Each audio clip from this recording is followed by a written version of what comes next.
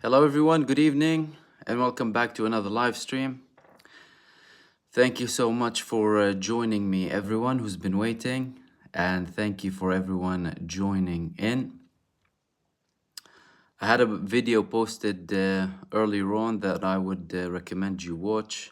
If you haven't watched it, you can watch it after this video.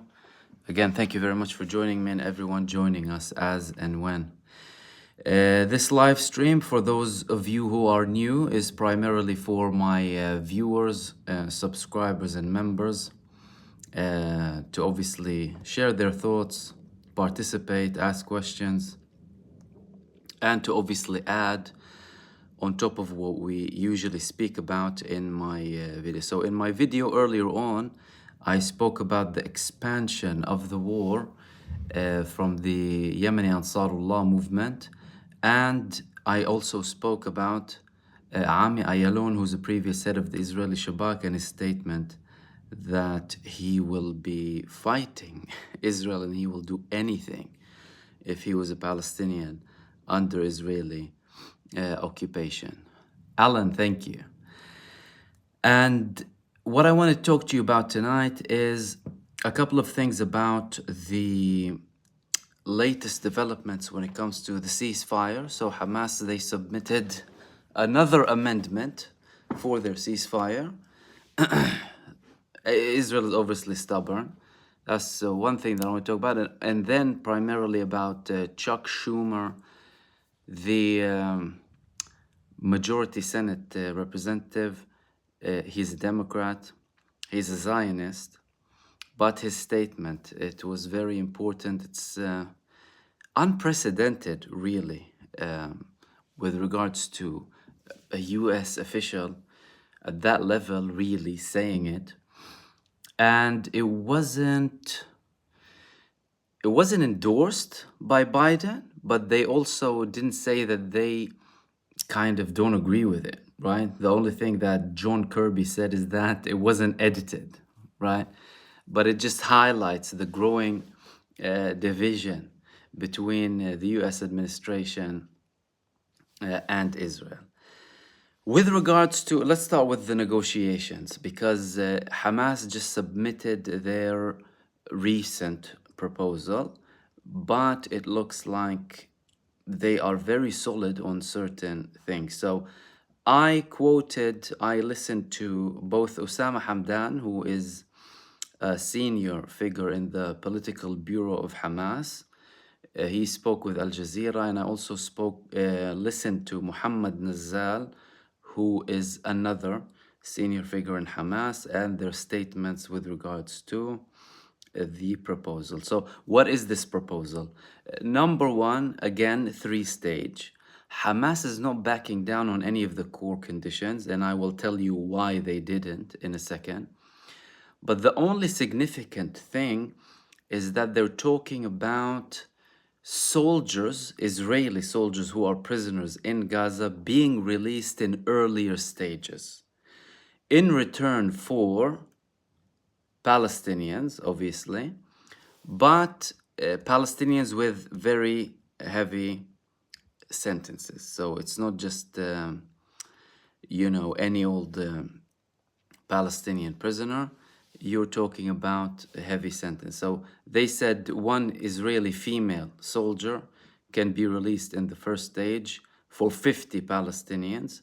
But during that first knock, that will take obviously a few days, they have quite a few female Israeli soldiers.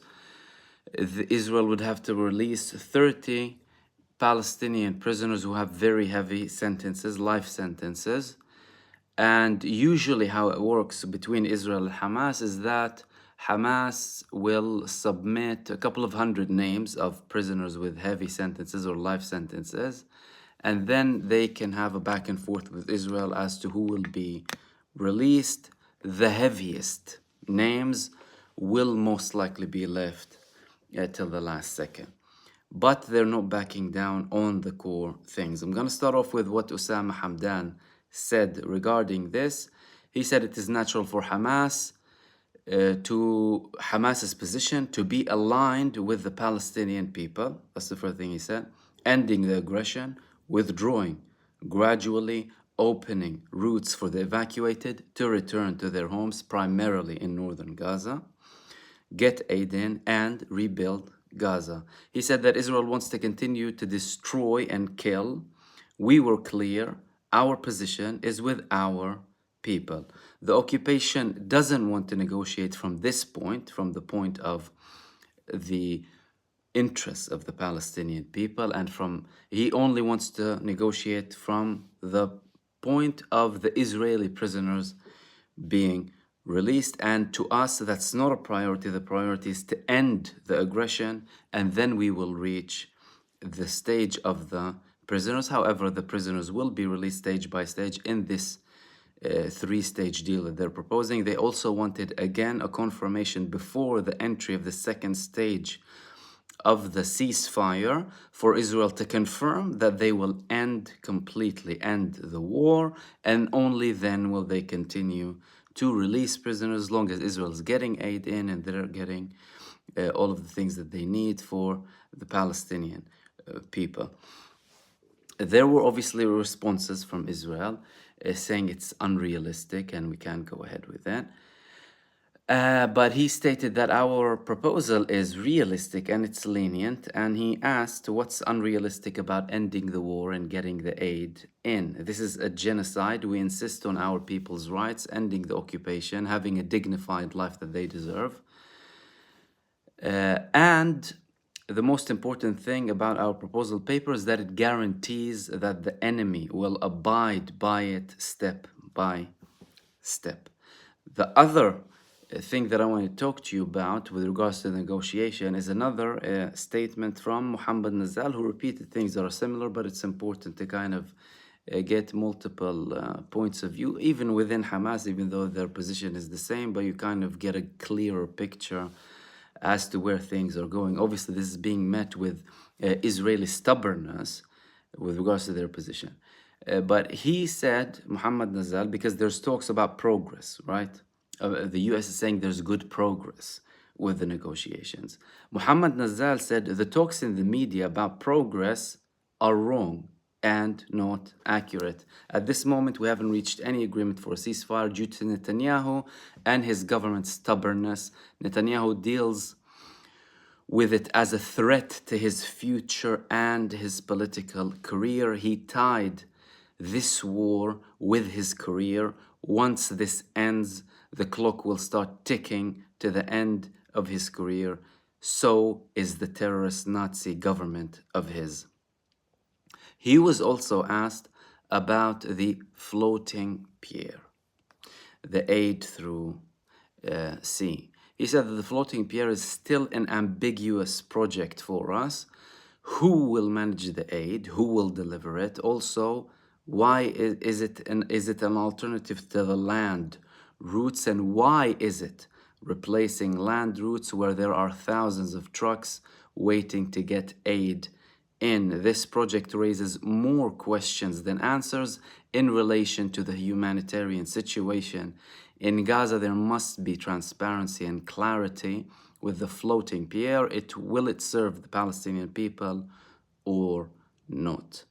Obviously, with regards to the negotiations, Netanyahu's office, they said that the demands are still refuted, and a diplomatic source who is a senior figure who was quoted saying, demands are delusional and there's nowhere to progress. We will have discussions and decide whether to send a delegation to Doha or Qatar. Clearly, Israel is still stubborn, but there is growing pressure on Benjamin Netanyahu, growing dissatisfaction from the international community, but primarily from the United States of America. So the US Senate Majority Leader Chuck Schumer, he had a speech, an unprecedented speech in terms of criticism and threats, outright threats and criticism to Israel. Now, before I continue, I must reiterate a couple of things here.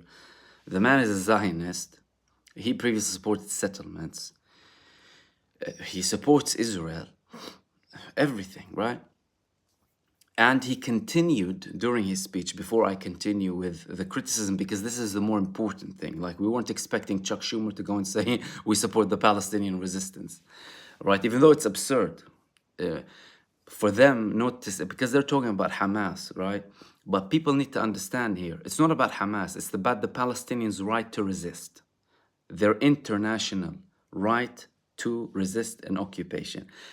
No one from the Western governments and politicians says the Palestinians have a right to resist and defend themselves. No one says that they are under occupation, therefore legally they are able to resist, including through armed struggle. Their problem is with the concept. Hamas, to them, is the key representation of this concept of the resistance. That's why they want to get rid of them as much as possible. However, that's not important. I mean, we didn't expect much from them, right?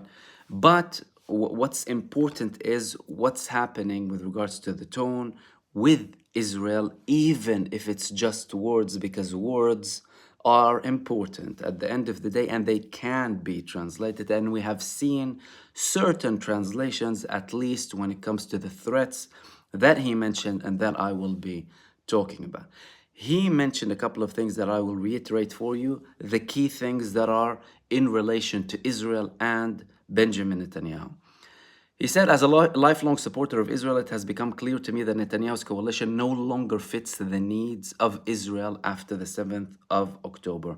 The world has changed radically since then, and the Israeli people are being stifled right now by the government vision that is stuck in the past.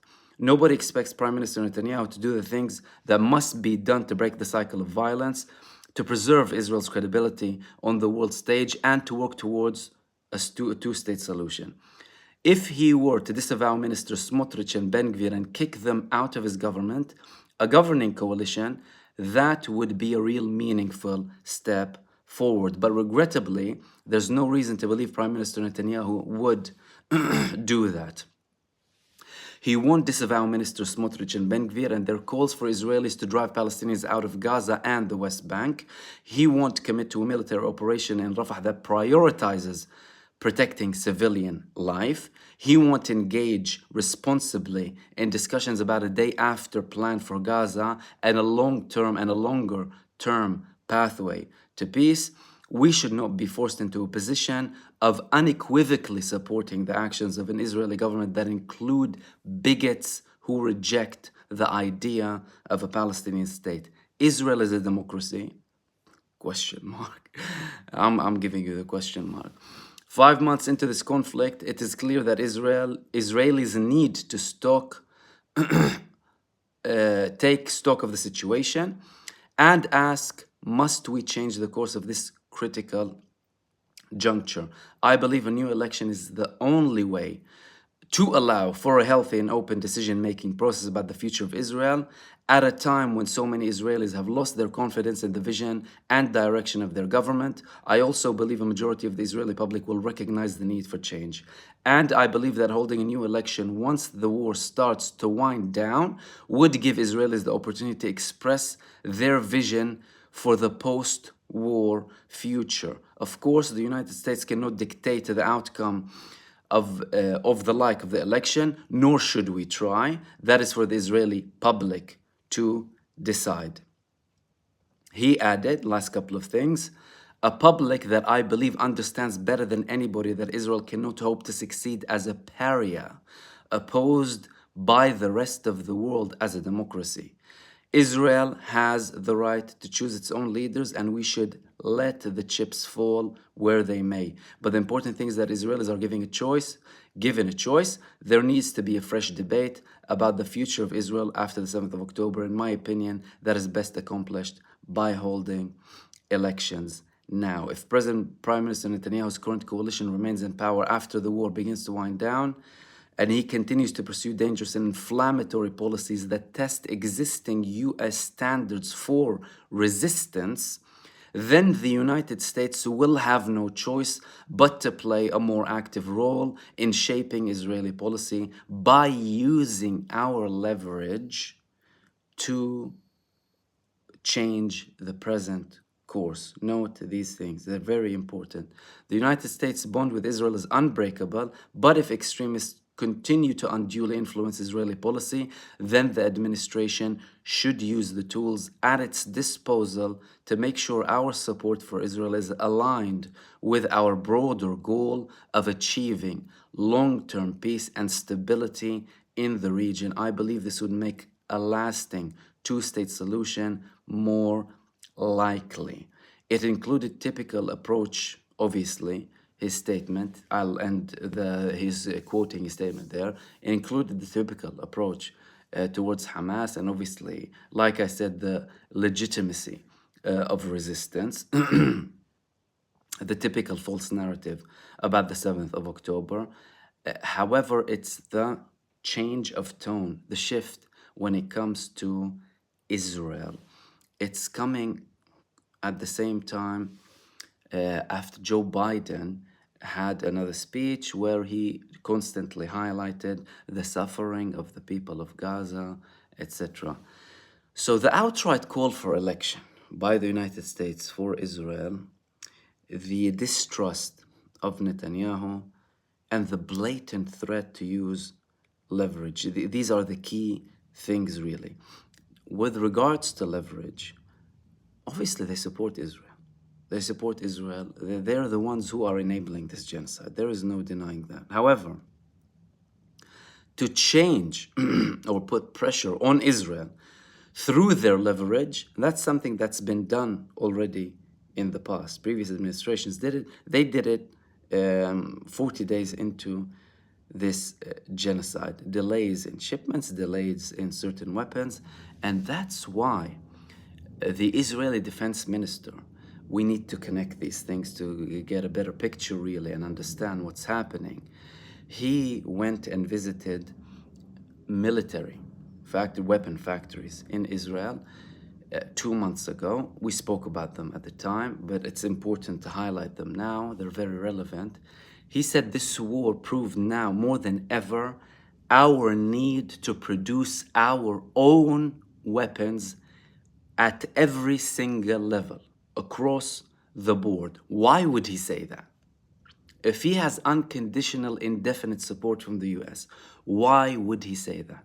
Clearly, because there's a leverage being used to stop the genocide, to not stop the genocide, to protect Israel. This is their aim, to protect Israel. The US administration, other governments in the West, they're worried about the image of Israel. And it's also coming at the same time that they're trying to talk with other people apart from Benjamin Netanyahu. For example, Benny Gantz's visit that was heavily criticized in Israel. Other nations speaking with Benny Gantz instead of Benjamin Netanyahu. The attempt of Antony Blinken, when he was in Israel, to meet on his own with Herzi Halevi, the IDF chief. And he was prevented by the Israeli government. They told him, we're not a banana republic, right? They're worse than a banana republic. That's what they are. They're a genocide republic. But they prevented him. And they also prevented him from even going to one of the checkpoints, Karm Abu Salem or Kerem Shalom in Hebrew, because they said they can't guarantee that they can protect him and prevent protests from happening. All of these things are connected. They're not disconnected. Obviously, there's the argument that Israel is still able to do that. However, that doesn't mean they're aligned 100% with the US, and the call, the blatant calls for election, that this path won't work, that we will use leverage, that we need to protect our security. This is all aligned with the official foreign policy, obviously flawed foreign policy of the US. However, their foreign policy with regards to conflicts from the Pentagon is conflicts on low heat. Have conflicts, but on low heat, don't let anything get out of control to a level where we cannot manage the situation. Bibi wants that. Benjamin Netanyahu wants that because to him, he will get more people in, use more forces to gain Israel or get Israel some sort of a victory that he will never achieve, by the way, and end this war as the victor, as the person who continued despite all of the criticism, continued despite internal criticism, continued despite international pressure to shine as the Grand Master King of Israel that led Israel to this unanimous victory, that this ultimate defeat that he's fantasizing about against Hamas. So this was the main thing really that I wanted to talk to you about. And now I'll open the space for you to participate. Apologies in advance that I won't be able to obviously address every single question or comment, but obviously thank you for participating, and thank you for anyone who's sending supers as well. Miss Chicky sent one another, thank you so much, and participating, and I'll start taking some of the questions. If you wouldn't mind highlighting, by the way, the questions, it would make it easier for me to look at them so that anyone watching this live stream after it's finished.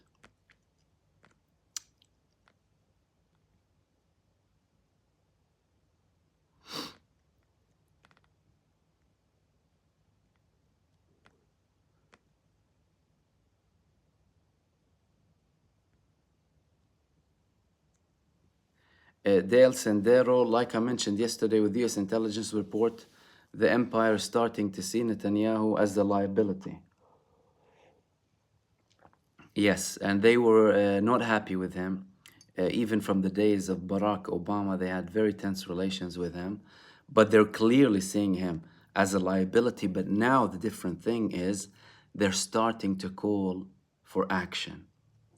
Elections, that fact that he cannot continue to lead Israel, the majority of the Israelis don't agree with him.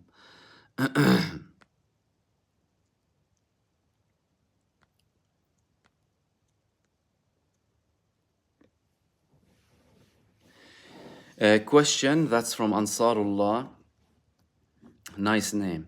Mahmoud, is that aid ship really delivering food to Gaza, or is it BS? And what's the latest update on the ceasefire negotiations in Paris? Yeah, we had the first ship arriving today, Open Arms. It's a Spanish ship. They released the shipment. That's the thing here.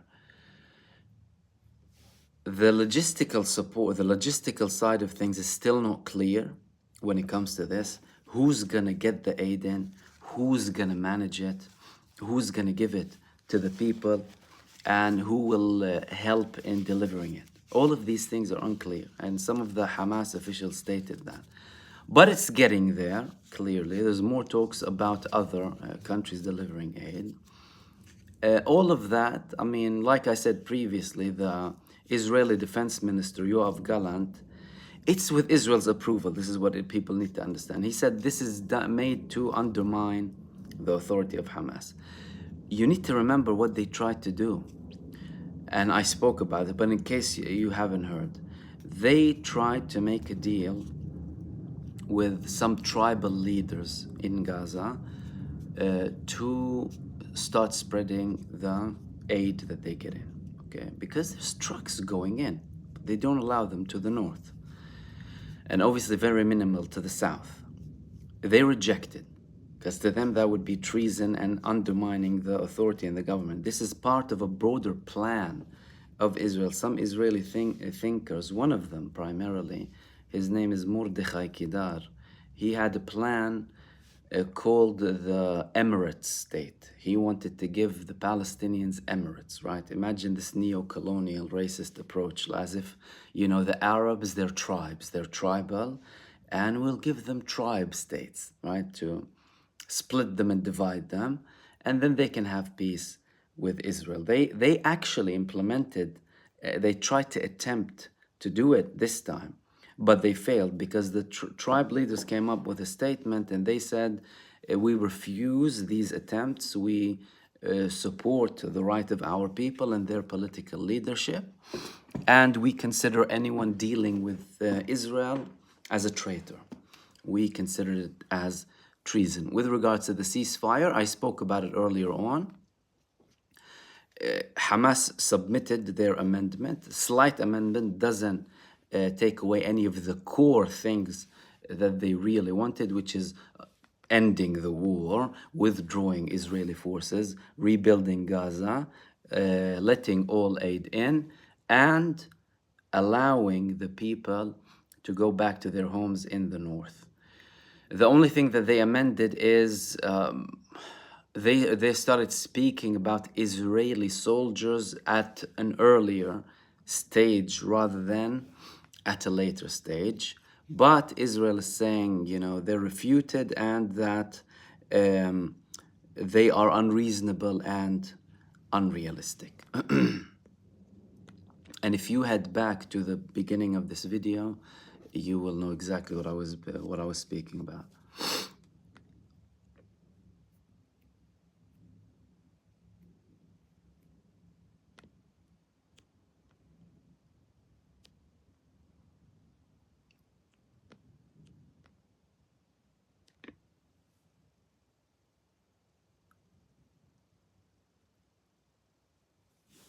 Jill Stellard, Mahmoud, do you think the port the USA is building to Gaza will line up with the road the Israelis have built? I think they will use it to bring in supplies for Israel to help negate the blockade. Look, it's still very ambiguous, to be fair. These talks, and it's very strange and bizarre, really. The thing that people should really be focusing on is forcing Israel to open the land routes. You have thousands of trucks waiting in Egypt. Israel already has land routes to Gaza in multiple checkpoints, and countries are sending aid. Why are you making it more difficult?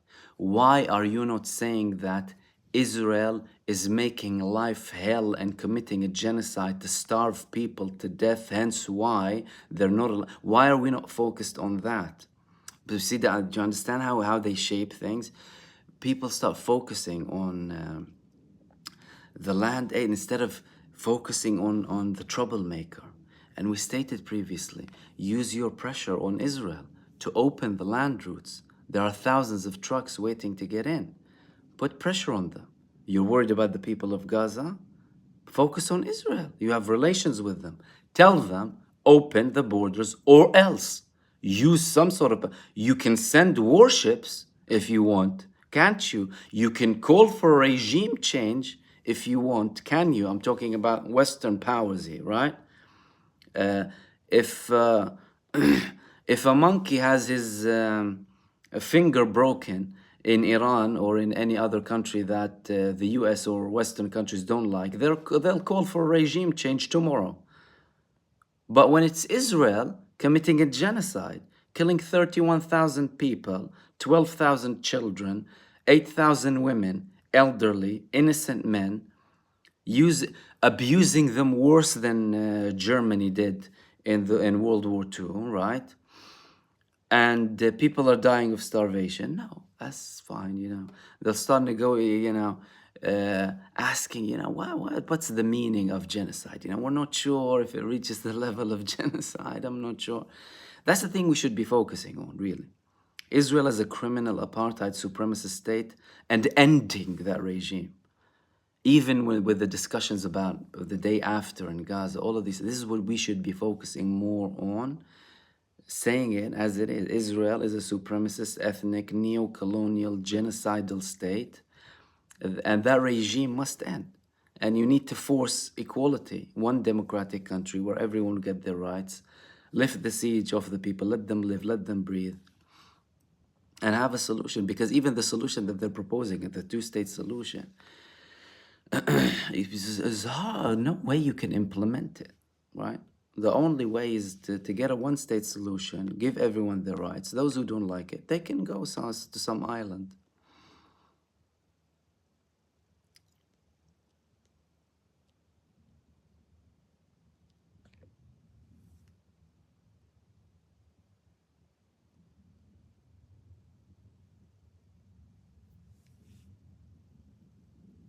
Osman Youssef, the Americans are building the port.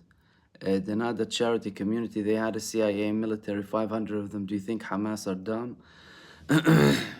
Look, no, I don't think they're dumb, and they're suspecting what's happening, and why they're doing it. And I'm sure they're very cautious. And look, their frogmen attack or invasion of Israel that was reported yesterday that I spoke about is probably also a message to anyone trying to test them through the sea that we can do stuff, right? The expansion of Yemen, all of these things, they send messages, right? So that don't think that you can expand without retaliation and that we won't have a response. I'm sure they're aware of it. They're not naive, obviously, and they know very well that the US is enabling this genocide, and they constantly repeat it.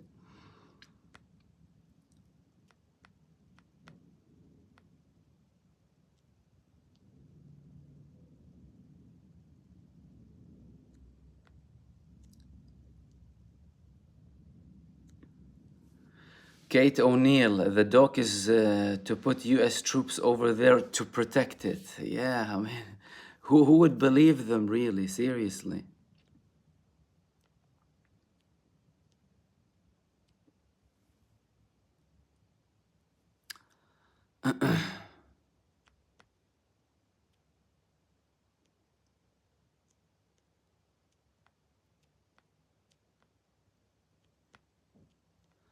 Okay, let's...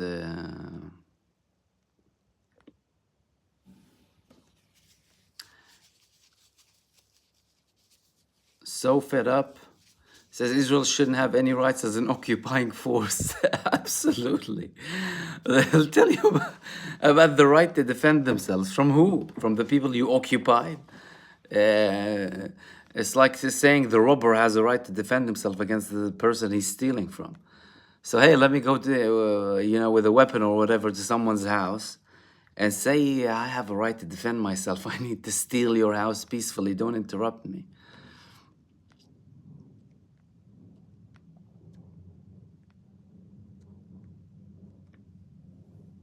Francis Fitzgerald says, I'm really shocked Schumer would say this. He'll probably walk it back once the backlash started. Look, the backlash started and he didn't back down.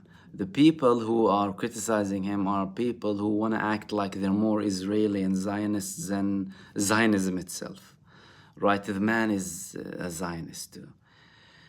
But what's important is that the Biden administration and Kirby, they didn't say that, we distanced ourselves from it. They just said it's not edited, right? We don't endorse it, but it's not edited. They're also not happy. And, Biden was, quotes, swearing at Netanyahu, recorded saying that, privately, and these things were published.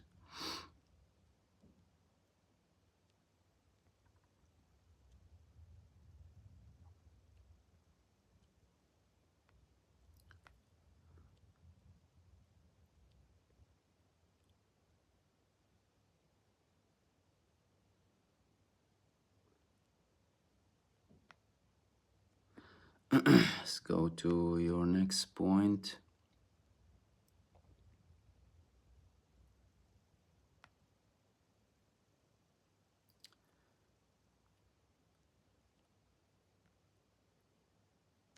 Meg, thank you, and anyone sending supers. Okay, Tommy Harris, peace. What about the people in Israel who are against Zionism? Is there any hope for them to defeating the hatred of the government? They're interesting. I was just talking about this earlier today. I had a radio interview, and we spoke about this. Number one, about the number of Israelis who are against Zionism in Israel. What are their numbers, etc. Obviously, with regards to the quantity, it's difficult to... I'm just adding that. I know you haven't asked it directly. It's difficult to pinpoint it. But there are people who are against Zionism in Israel. Is there any hope for them to defeat hatred government there now? Not now. Why? Even though you could use the momentum, but not now. because it requires more force, and they need to see physically that it's untenable to start taking a step back. The majority of the society in Israel, whether it's a small or a big majority, but the majority of the society in Israel is a brainwashed society that is as racist as its government, and some of them are worse. Saying that, there is a minority that is against the government, that is against this genocide, who protest and are vocal about it. We need to take into consideration a couple of facts here: that you're indoctrinated from birth, that you're brainwashed, that multiple forces are working against you.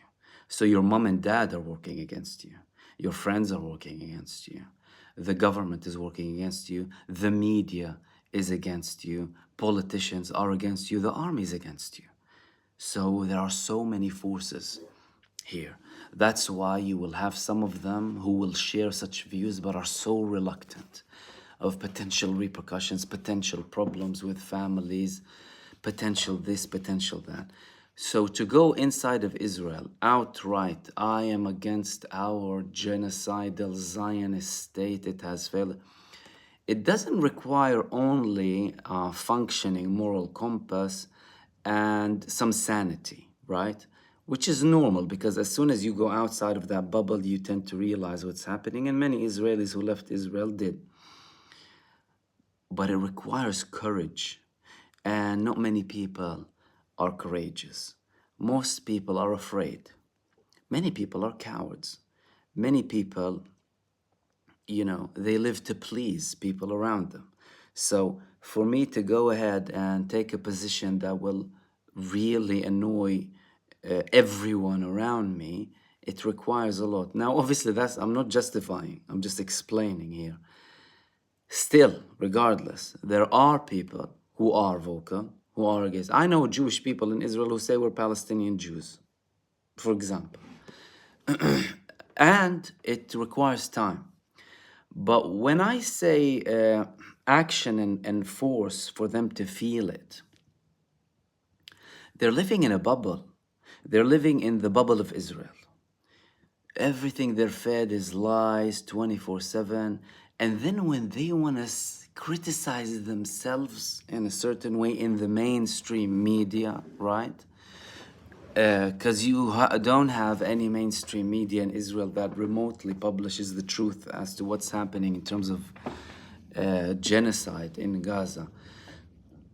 Excuse me, but when they want to criticize themselves in such a manner, they would say, how the world is viewing us. Look what they say about us in the world. Why are they saying this about us, right? And then you'll start having these people calling, oh, because they hate Jews, because they're anti-Semitic, because they're this and that, right? To make themselves feel better, because they have a problem with us, because they're not here, because they don't understand our situation, because of this and that. And we need to fight to protect ourselves. No self-reflection whatsoever. However, when you feel it, when you feel like, oh, hold on a second, right? Something might change. Some people in Israel realize this. Some top figures in Israel realize this. The previous head of the Mossad, Tamir Pardo, said, if we continue down this path, we're doomed, right? Ami Ayalon, who I quoted today, from who was the previous head of the Shabak, he was saying, if I was a Palestinian, I would fight. I would do anything to get my rights, which was previously stated by Ehud Barak, by the way, in 1998. So it requires some time.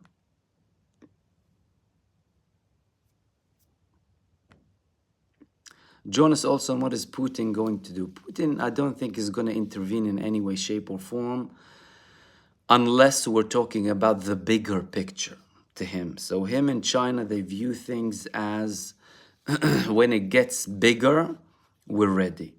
Are they prepared? They are prepared. They know what the West is up to. They know what the US is up to. and its poodle, the NATO and the European countries. So they're prepared. That's why they have these big military drills. And they definitely have something in plan. But to kind of go and take action to stop Israel, they're not going to do that. I don't think anyone is going to do that. Though the people who wanted to participate are participating. Hezbollah is participating, Ansarullah, and some parts of the Iraqi resistance, obviously supported by Iran. But Iran, again, not as a state, because participating in war as a state, it has legal, judicial, military implications.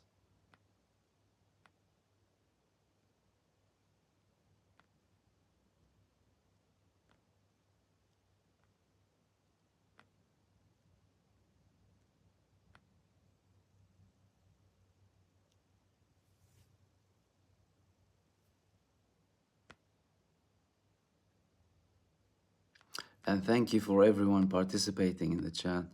Chocolate pudding, thank you. Zaim, الشعب العربي, where is the Arab people? Can Jordan and Egypt maybe borrow some eggs from Lebanon? Dude, like I said, anyone who didn't participate in preventing the genocide in the early days when Israel was landing JDAM bombs on hospitals to kill 500-600 people in one go, destroying buildings for fun, knowing that there's families inside, to kill as many people as possible, they're not going to participate now. All the Arab countries are doing is just talking, babbling, and not taking any significant action to stop this genocide. No one has taken enough action to stop the genocide.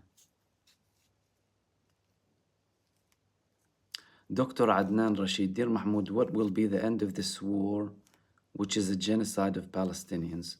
What do you think as a Palestinian? Do you think we can see a Palestinian state? I think Israel, as we know it, ended on the 7th of October, personally. What we're seeing is steps towards the end. We might see more viciousness, more genocide, more killing, more blood, unfortunately. But hey, if you look throughout history, no nation achieved liberty and rights without sacrifices. Look, don't talk about big wars. Let's not talk about big wars, right? But if we talk about basic things, like basic liberties, like democracy, working hours, women voting, right? People died for that. Ending slavery. The United States had a civil war because of the abolishment of slavery. Let's not forget these things. So when you're talking about the fate of a nation, of a state, of millions of people, and you have millions opposing you who are backed by superpowers and nuclear weapons, it's not like going to be a walk in the park, right? And I do think we will see a Palestinian state. That's why I constantly promote the least bloody solution, really, which could have been implemented a very long time ago, that many people before me spoke about. I just did my bit in terms of putting together a couple of steps of how practical it is, which is a one-state solution with equal rights for Israelis and Palestinians. If you implement that, then no one has any sort of argument, really. The people who would try and argue with you are the supremacists, who would tell you, no, this only belongs to the Jews. But then they will tell them, hold on, so you're anti-equality. The West should be leading this conversation. The West that bangs on about equality and human rights and democracy, until it comes to Palestine or to any other location that they don't have an interest in seeing this democracy and these human rights. Then they'll stop talking. Then they'll come up with excuses. Then they'll manipulate. They'll brainwash you. They'll talk about terrorism.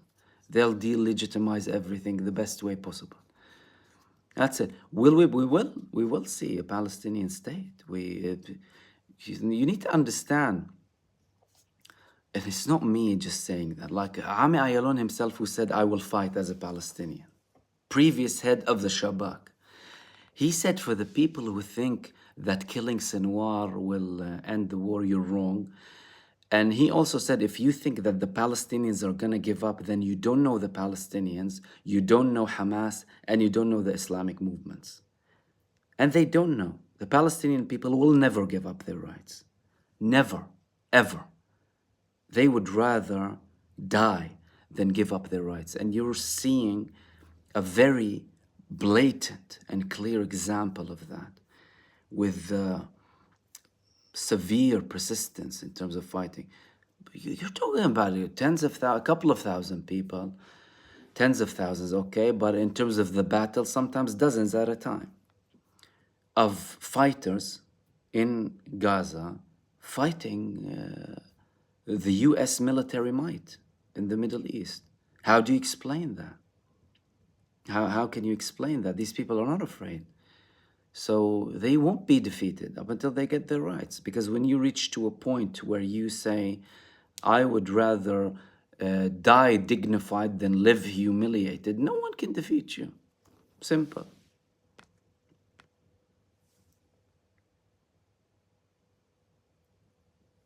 Terry Lynn Nelson, do you have any more info about the pier being built and the road that was built splitting Gaza in half? That road could be, I'll start with the road, could be due to many logistical reasons for Israel, including splitting Gaza in half and potentially for future projects for building settlements. So they thought they'd get rid of the northern parts of Gaza and then start putting settlements there. You need to understand how their logic works.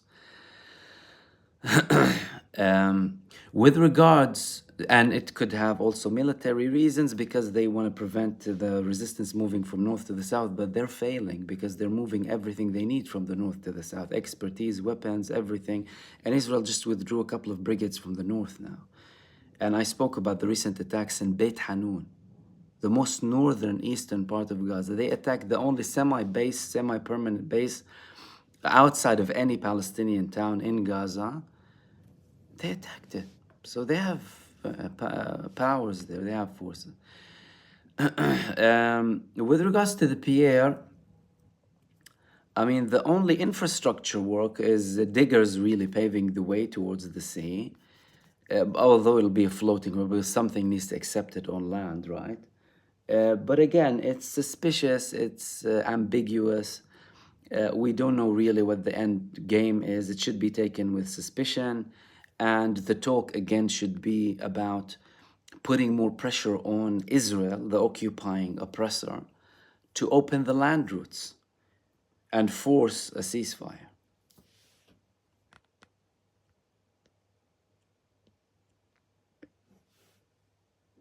Koopa Koop, when is Modcast coming out? Oh, for those of you who don't know, I have a podcast coming out.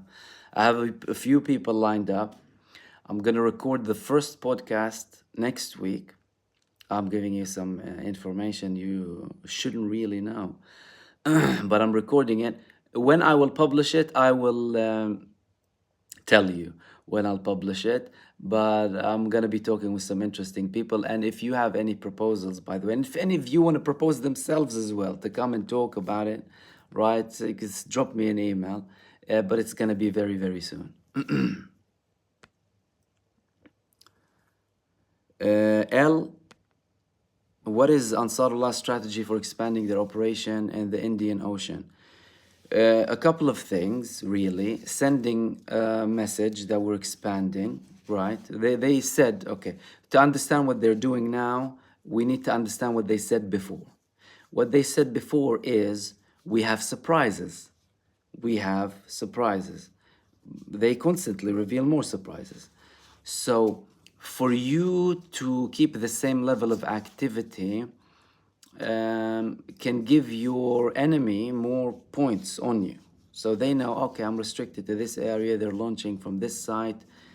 When you constantly expand, when you're dynamic, it confuses your enemy, really. So we're expanding, we're putting more pressure, we're not backing down. All of that accumulates, right? Also sending messages to the countries backing Israel that if you think, you saw damage now, you'll see more damage with that too. And really putting more pressure to stop this genocide. And they constantly introduce new missiles, like they introduced submarines just over a week ago that I spoke about.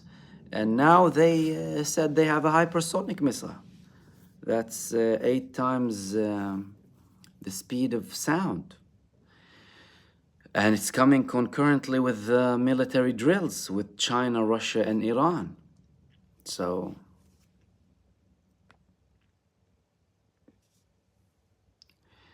okay.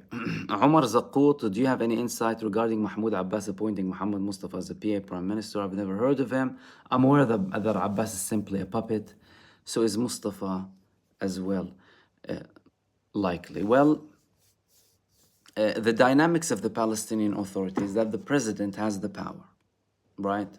In terms of puppet, you're talking about puppets, not just one puppet, puppets. The head of the intelligence, these people, they just move by Israeli appointment, really. They have authority from the Shabak to move. The president himself of Palestine said that if I move previously without approval, they'll shoot me. What kind of president is that? A president that says I can't move because they'll shoot me if I do. What kind of president is that? And again, these people are not popular amongst the Palestinian people, neither in the West Bank nor Gaza. This appointment is most likely linked to what is deemed as the day after.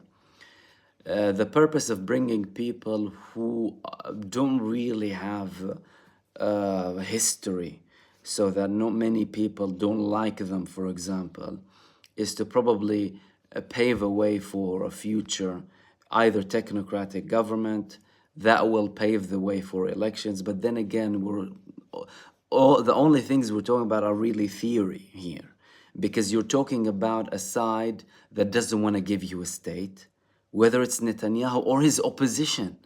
By the way, it's mission impossible. You know, with the West Bank you're talking about, you might as well be a council. The West Bank, even councils have more independence than the Palestinian president. So all of it is really just unnecessary moves that don't really signal a lot. And even when you want to talk about a technocratic government for the day after, if we reach a ceasefire and if Israel agrees to a ceasefire and if they agree to a Palestinian state, because they're not, then you would see different names and you wouldn't have the people who used to have before running the show, at least up until we have elections. And this is what people who have knowledge about these talks have said previously.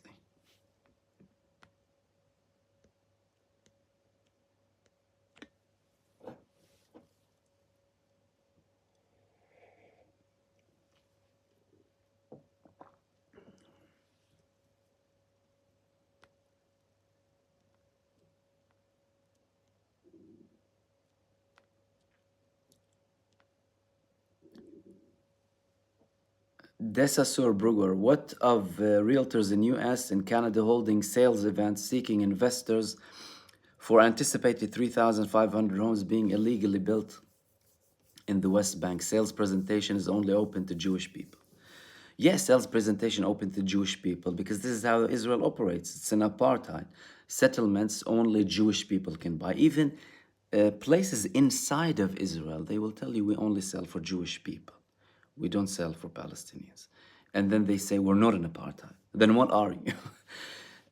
It's the festival of hypocrisy, continuing, really.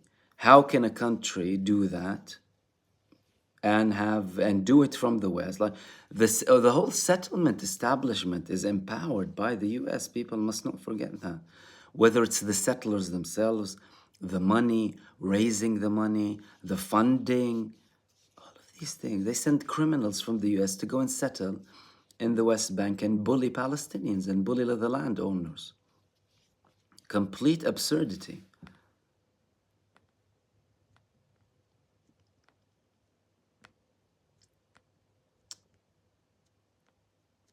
Cool Cat, Mossad must have something on Biden. Look, if Epstein had so much on so many people, this is important. But what about the Epstein we don't know now, who has things on many people, apart from obviously buying them, like APAC? Yeah, that could definitely be a part of it.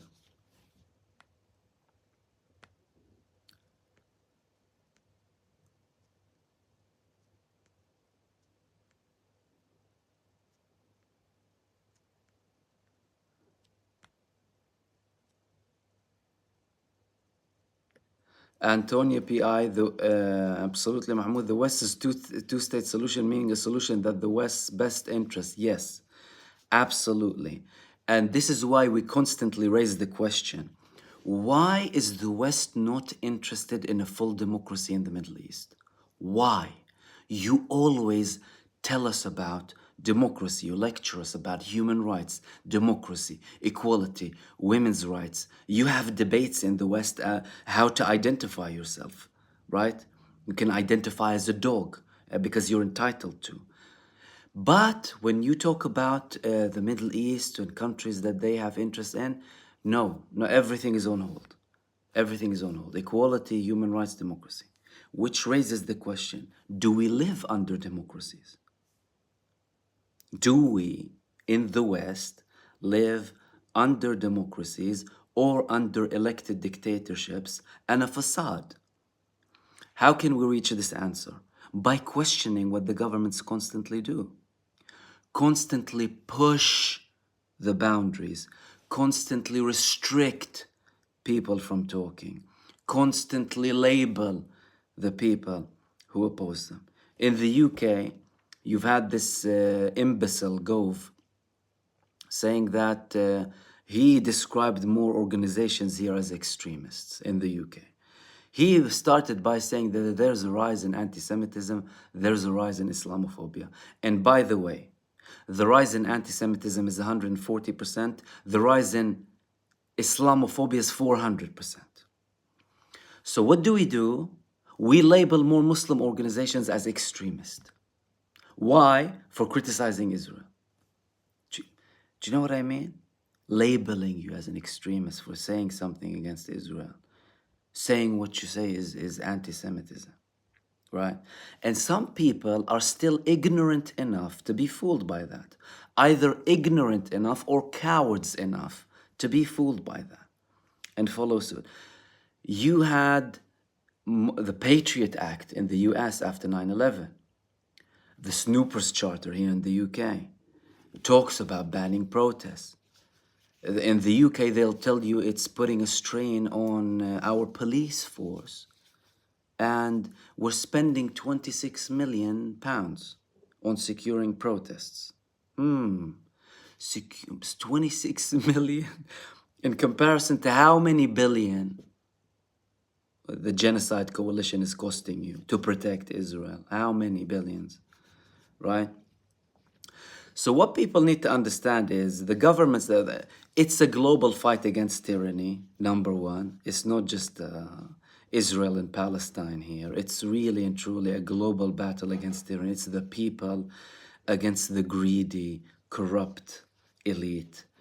And when you talk about the people in the government, we are constantly fed with lies, spinning, manipulation, psychological control 24/7 to shape the way we think. And the mainstream media is an extension to these powers. That's why people have lost faith in mainstream media, are listening to people like us here. And the governments are trying to ban these platforms as much as like they're planning to ban TikTok now, right?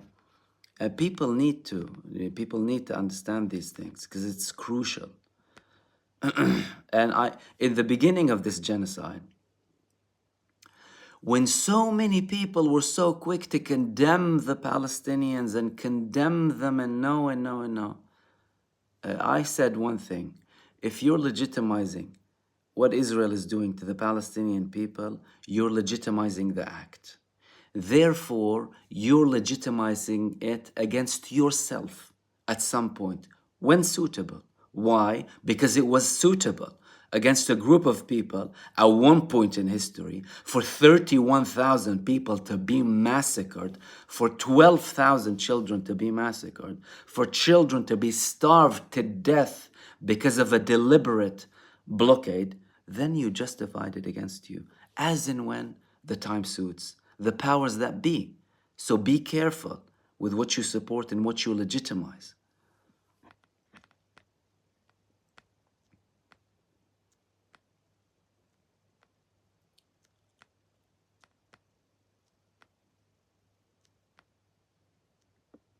Ari Magoo, hi Mahmoud. Schumer criticizing Netanyahu sounds phony. What do you think? All part of the game, drama. Look, they're worried about Israel. That's why he's criticizing Netanyahu. Because Netanyahu and his radical government are pushing the boundaries, getting things out of control. It's not in the US interest. They're careful with what they say. Let's not forget that. But there is something to it. Obviously, it's not enough. We're not going to be fooled by it. However, what we're highlighting here is the level of the conflict that's happening between the administrations in Israel and the US. It's real. And the call for election, the notion that it's a PARIAH, right? The notion that we'll use leverage to ensure and they don't want Israel to test their resistance. All of this talk is real. It's not that it's not real. That's why it's receiving a lot of criticism from Israel. And Netanyahu is acting now like he is the national leader of Israel, that Israel is an independent state. Even the US, with all its might, they can't tell us what we can and cannot do. And he is delusional and obviously psychopathic. And he wants this ultimate victory in the end to show himself as the king of Israel, the king of kings of Israel, to go down in history as the person who saved Israel, who made it independent, right?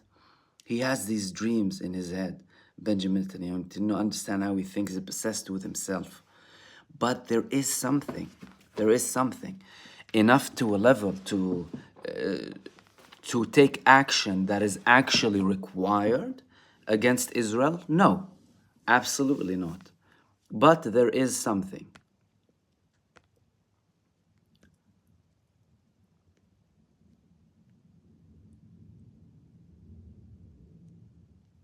Mel Gon, Salam Mahmoud, about the earthquake that hit Israel. Do you think Israel has the right to defend itself against natural calamities?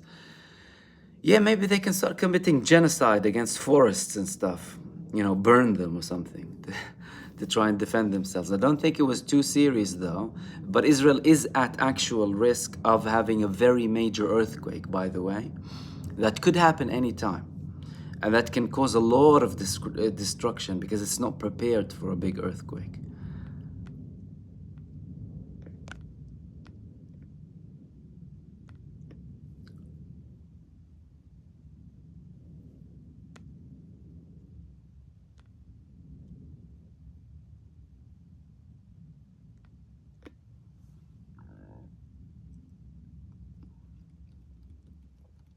Joe Bon Giovanni. Mahmoud, is there not any sovereign rights in Mediterranean waters joining any nation? Thanks so much. Yes, of course, they are. They do have. That's why you constantly have conflicts about them. Like Israel, firstly, you had the issue between Turkey and Greece and Egypt. Other nations started to participate. Israel had a problem with Lebanon. They reached an agreement with the temporary government of Yair Lapid and Naftali Bennett, some sort of an understanding, especially with the gas field Karish and what Lebanon can get in return. Obviously, you have the gas off the shores of Gaza, and they have a plan for it. People need to remember, by the way, Israel handed contracts for gas exploration companies 2 weeks into this genocide. So the notion that they had some sort of prior knowledge to what happened on the 7th of October. Not to say that it was Israeli planned and implemented, not to that level, but they had some sort of prior knowledge and used that prior knowledge to implement a pre-planned ethnic cleansing campaign of Gaza and continue with regards to the gas, or potentially the Ben Gurion Canal that will compete with the Suez Canal. That's all legit talk. It's not something that is like only theories, because they took actual steps.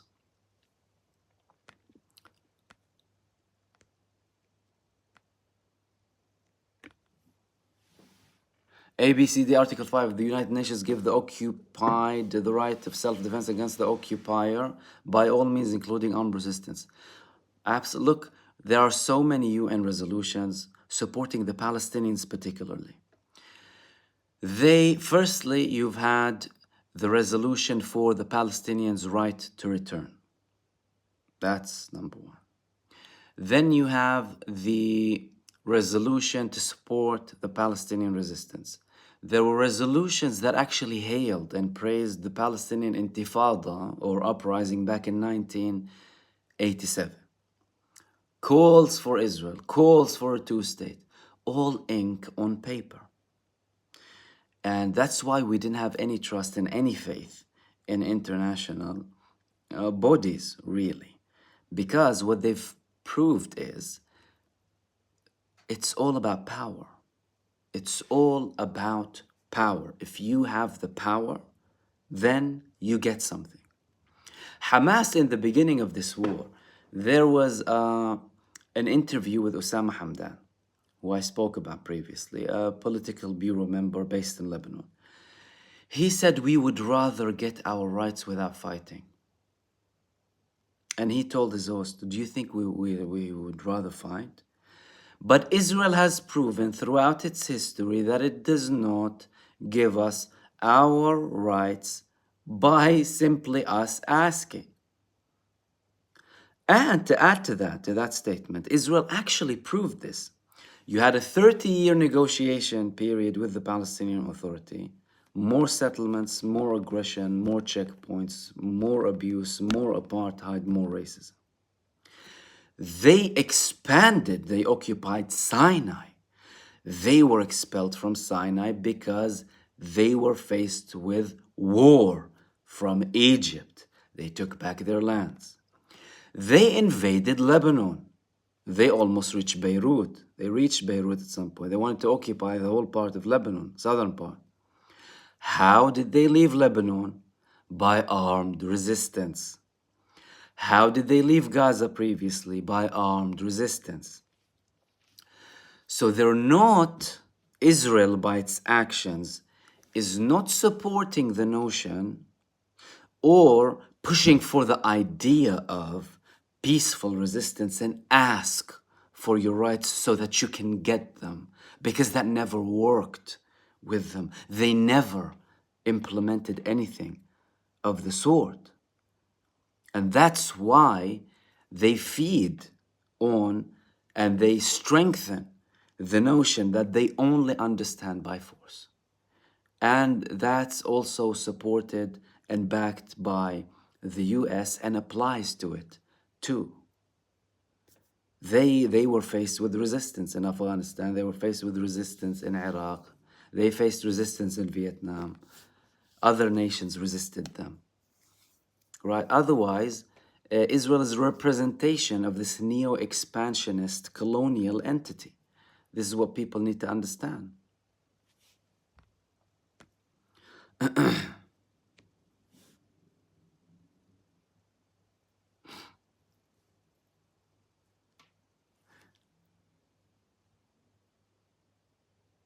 Kofi, I was saying about Russia, quoting international law, that Israel has no rights under international law as the occupying force. Israel doesn't have a right to exist as an ethno-supremacist apartheid occupation. Nothing to do with the nation state for the Jewish people. Nothing to do with Israel as a state called Israel. Israel as a neo-colonial, apartheid supremacist entity that occupies and brutalizes and commits genocide does not have a right to exist. Guess what? No other country that commits any acts like Israel has a right to exist. And guess what? I have a right to say that. I'm entitled to form an opinion and say that, even if people don't like it. Any country that commits ethnic cleansing, genocide, forms its existence based on expelling, brutally murdering, destroying other people, they don't have a right to exist. That's why I had an argument before. I was talking about a hypothetical situation. So the Zionist movement, this is a hypothetical situation, was a movement calling for Jewish people to immigrate to Palestine and live there. Not impose themselves on the indigenous people, but live there. But they encouraged Jewish people, Zionist Jewish people, to go and live in Palestine. And they started to migrate, and they merged with the population. They worked with the population. They didn't impose themselves on them. They did not expel them. They did not destroy 1,200 mosques, 500 to 600 villages. They didn't constantly expand to other countries, killing people. But you would have had a multicultural society, multi-faith state, with many people, like how it was before. Weren't there Jewish people in Palestine before? There were. They lived in peace with everyone, with their Christian and Muslim neighbors. But when you talk about a neo-colonial supremacist state, I don't believe in such a state. Whether it's supremacy to anyone, by the way. I don't believe, for example, that you can have a Muslim supremacist state, right, with more rights for the Muslim people, or a Christian supremacist state, more rights for. You can call your state whatever you want to call it. So even though I'm against labeling a state in a religious name, because a state is a state. It doesn't pray, right? It doesn't function as a human being with a soul. It's rock and mud and mountains, and that's what it is, right? Doesn't matter what you call it, so long as the political system in that state provides equal rights for everyone. Simple.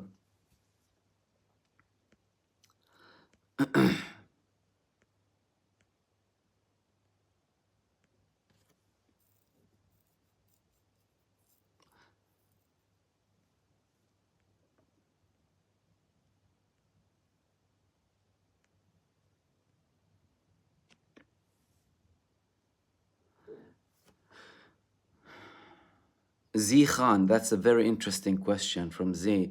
Do you think that Hamas are strategically trying to wear out the US and Israeli weapons and economy to the point where the Israeli government destroy themselves, as we somewhat see?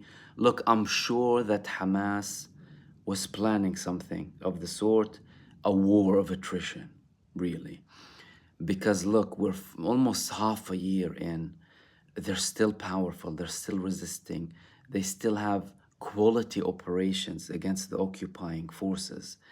They conduct military operations that we haven't seen before. Their defense strategies are superior to Israel, really.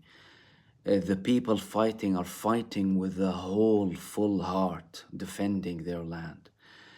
They produce their weapons. Their actions are not backing down. And everything Israel is trying to inflict on Gaza is being inflicted on them. They're trying to ethnically cleanse Gaza. We're seeing Israel being ethnically cleansed. They're trying to cause division between the Palestinians. They're causing division between themselves. They try to make the Palestinians look bad internationally. They're making themselves untenable. Everyone's seeing them for what they are. So in many cases, it's working. I mean, we wouldn't be here if it wasn't for the 7th of October and what followed, right? And it's actually happening. The problem is the leadership in Israel is so, I'm not sure how to describe it exactly. I mean, you can say psychopathic, irrational, illogical, no common sense, all of these things combined. They're not thinking. They're not thinking a day after. They base their whole response based on emotion, anger, hate, and an execution of a plan that is fully racist, fully genocidal. Genocide runs in the government. That's why we constantly speak about other Israelis who were in power before, or from the intelligence community, or what have you, that are saying that they are basically killing themselves and they're getting doomed if they continue, and that they must reach a deal. And some of them were saying, admit. One of them said, and I quoted him in one of my previous videos, I forgot his name, a senior figure. He said that we must agree to any deal that Yahya Sinwar throws at us and bite the bullet to survive and just get it out of the way and then think what we're going to do. Do you understand? But they're not thinking straight because they're led by someone who's only interested in his career, who will sell his mum for himself and his vision, controlled by two neo-fascists, neo-Nazis. What am I talking about? They're worse than the Nazis, like Ben Gvir and Smotrich. If you listen to them, their genocidal tone, how they speak, how they enjoy killing Arab people and Palestinians. This is the mentality that's running there.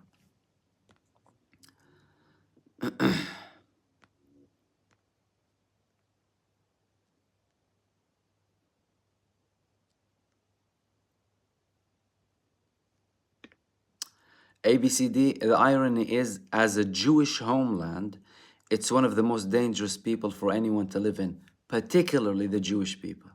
You're supposed to be the safe haven for Jewish people. What you've done is given Jewish people a bad name that we constantly speak about, that, by the way, speak about in a manner of we don't believe that Israel should speak on behalf of Judaism and that Zionism is different to Judaism. But if you want to talk about giving the Jewish people a bad name, you're committing a genocide in the name of Judaism. It's like a Christian movement going to kill in the name of Jesus, or a Muslim group going to kill saying, I'm representing Muslims. What kind of an image does that give? But again, we should be wiser than that and understand that they know they don't represent Judaism or all of the Jewish people, right? And the irony is, it's the worst place. It's the worst thing that happened to Jewish people. Israel is the worst thing in history because they're speaking constantly in the name of Jewish people. Despite the fact that even when I talk about it from the beginning, you always differentiate between Israel as a Zionist colonial project, between Jews as Jews, even Israelis as Israelis, they're different. And let alone Semitism, because that's a different story, really.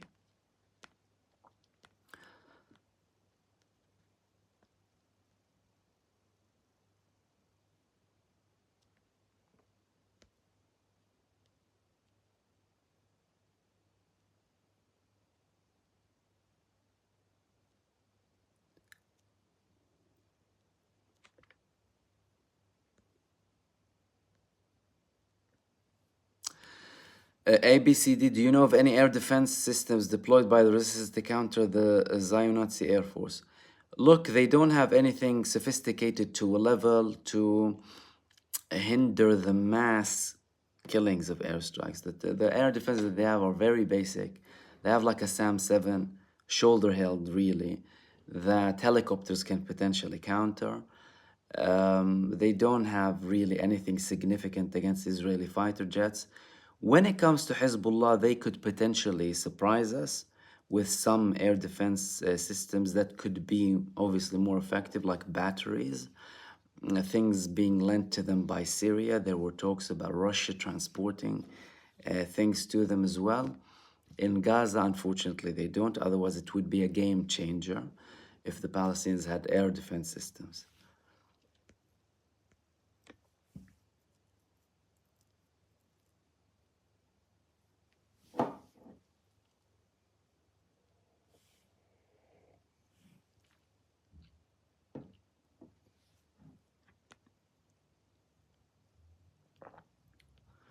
Okay, where did we reach?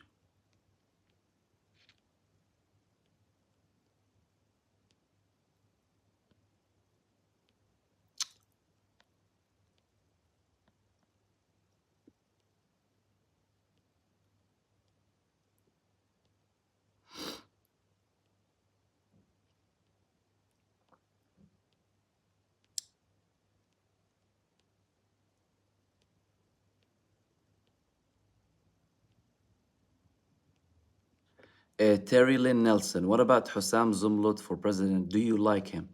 Look, Hussam Zumlot has done an amazing job in promoting the Palestinian cause in the West.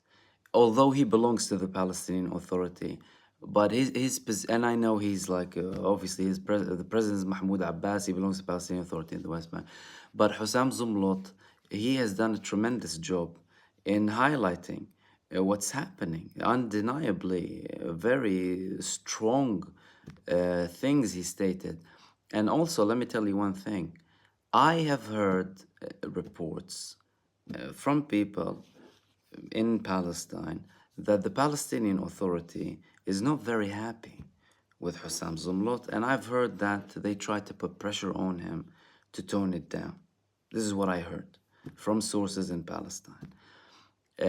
But he also, another thing about him particularly, because I see him sometimes in the protests here in London, his tone also is not always aligned with the official Palestinian Authority tone, by the way. I'll tell you that. Even when it comes to like historical rights, historic Palestine, apartheid Israel in general, lots of things. So I personally view him differently, obviously. However, the Palestinian Authority, as a governing authority in the West Bank, I don't think, to say the least, they have used their potential and that they've brought something that we can consider really good to the Palestinian people. Because at the end of the day, you've been taking this route for 30 years now, a route that should have led to a Palestinian state in the West Bank and Gaza. All we've seen is more expansion in the West Bank. All we've seen is more apartheid, people suffering more. Like they bully, they do whatever they want in the West Bank. And Israel de facto controls the West Bank. So how can you move on and continue down the same path? Saying that, I think it's important to have some sort of a really review of all of the Palestinian leadership, how it's governed really. But some people in the Palestinian Authority are too stuck when it comes to Israel. Like they tied their fate with Israel completely. And that's what I quoted him in my one of my previous videos. I don't know which video now, I'm making so many videos. His name is Maher al-Tahir. The video is titled about the Hamas-Russia talks, the most recent one, if you view it. He said that the main problem is people in the Palestinian Authority, and he's from the PFLP, not Hamas or PIJ, the Popular Front for the Liberation of Palestine, socialist leftist, a movement that believes in a one secular state across all of Palestine. He said that some in the Palestinian Authority are making it more difficult with the talks about a potential unity, right? Like even they wouldn't want to let in Hamas and the PIJ into the PLO unless they review their recognition of Israel and other things related to the security of Israel and the armed resistance. Dude, you're protected by international law, let alone human law before international law, right? Before we speak about, but even by international law, you're protected. So why would you wanna denounce or take away rights that you have internationally? Why would you want to do that? For the Palestinian movement, particularly in the West Bank and Gaza, to succeed, you need a coordination, some sort of a balance between armed resistance, really, because it's Israel proved constantly that it's necessary and it doesn't understand without it, and diplomacy. But like we stated, diplomacy on its own doesn't work, unfortunately. We hope it will one day, you know. I hope for a day where we would reach, you know, solutions without the need for war. It's possible. It's not that it's not possible. It might sound utopic or whatever, but it is possible to do that. But for that to happen, you need to do a couple of things. And primarily take money out of politics. Take money out of politics completely. One of these things, obviously you have the military industrial complex or whatever, but that's also financial interest, money in politics, not the people in mind, the money in mind. When the money is always in mind, kill people, they don't care, they'll kill people. The military industrial complex thrives, the greedy elites thrive, the pharma cartel thrives, contracting companies thrive, oil behemoths thrive.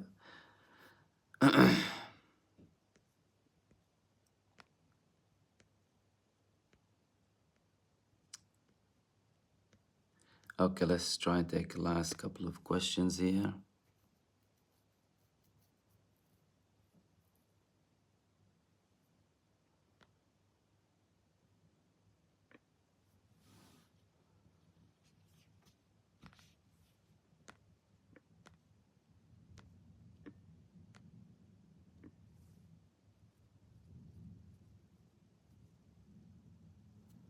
Coffee, Brits can't get a policeman to turn up for home burglary. But Jewish neighborhoods have a private police force patrolling 24/7, paid for by the UK government. Look, they constantly speak about protecting the Jewish community in Britain.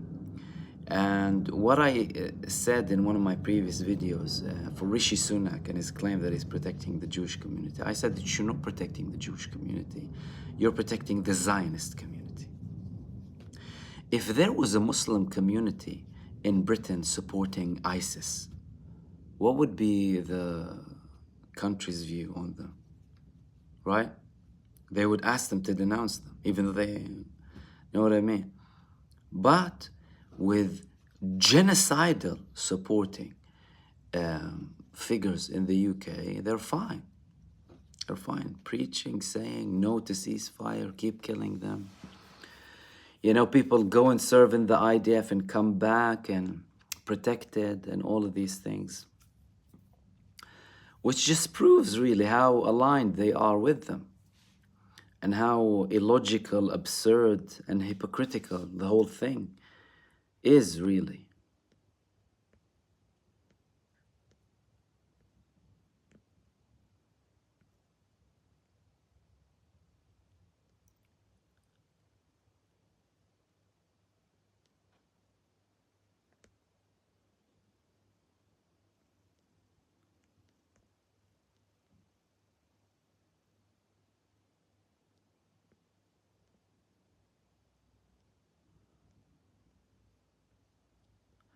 Okay.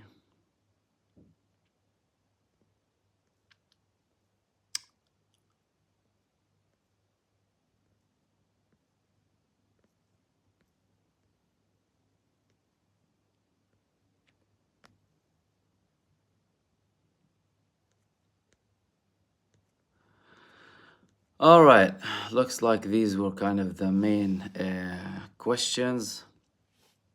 Let's finish it there, guys. 1.5 hours. Okay. Thank you so much, everyone, for joining me. We'll finish it there for this live stream. I will update you with any upcoming live stream on my community tab, so stay tuned on my community tab. Videos will hopefully be regular on a daily basis apart from the live streams. Again, thank you so much for joining me. Thank you for everyone who participated, for your questions, for everyone sending super thanks. Thank you so much. Have a good weekend, a restful weekend. Right, don't always listen to the news. Get away from your phones whenever you can as well. Take a break too. Okay, because I do that, and guess what? It's relaxing, really, dude. It's so relaxing sometimes. Just put your phones at home, go for a nice walk, do some exercise, something. Have a break from everything, but then come back and watch my videos. You have to.